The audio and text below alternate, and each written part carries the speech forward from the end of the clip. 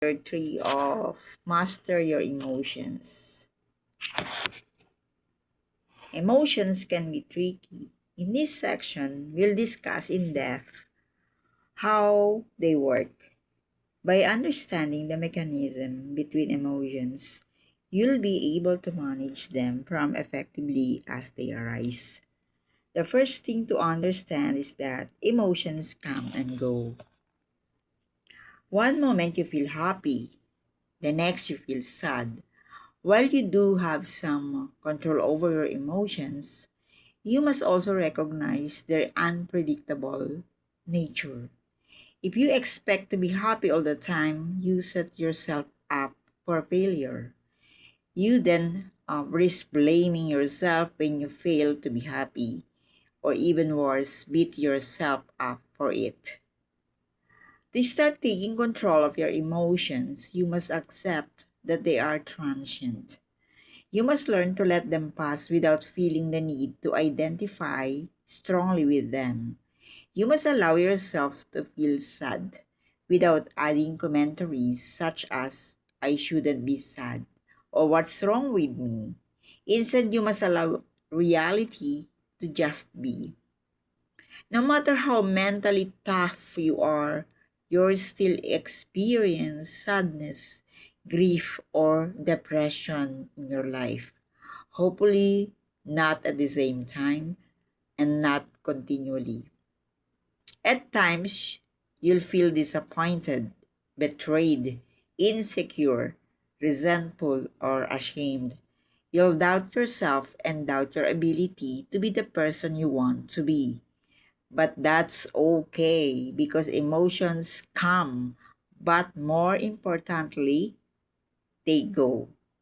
Your negative emotions are not bad or useless. You may blame yourself for experiencing negative emotions, or perhaps you see yourself as mentally weak. You may even believe something is wrong with you. However, despite Despite what your inner voice may say, your emotions aren't bad. Emotions are simply emotions, nothing more. As such, being depressed doesn't make you less of a person than you were 3 weeks ago when you were happy. Feeling sad now doesn't mean you'll never be enough. You will be able to laugh again. Remember this. The way you interpret emotions as well as the blame game you engage in creates suffering, not the emotions themselves. In fact, negative emotions can actually be helpful.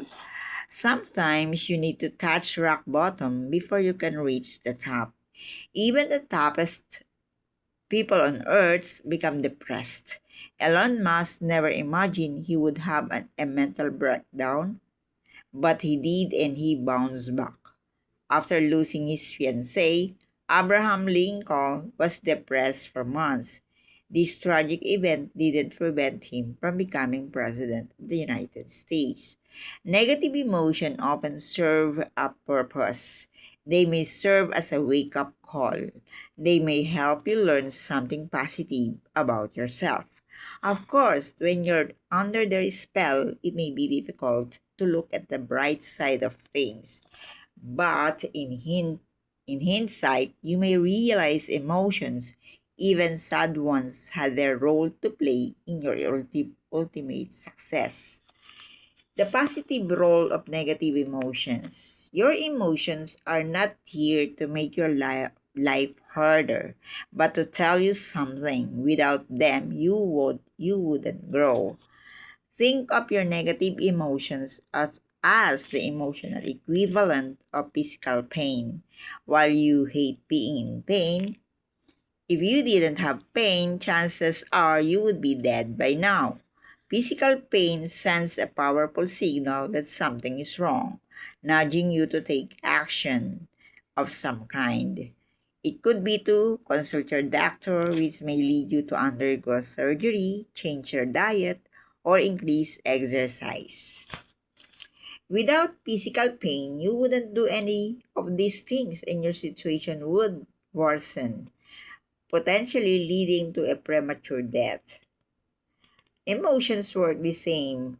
They signal you to do something about your current situation. Perhaps you need to let go of some people, quit your job, or remove a disempowering story that creates suffering in your life. That's all for tonight. Thanks for listening. God prosper us.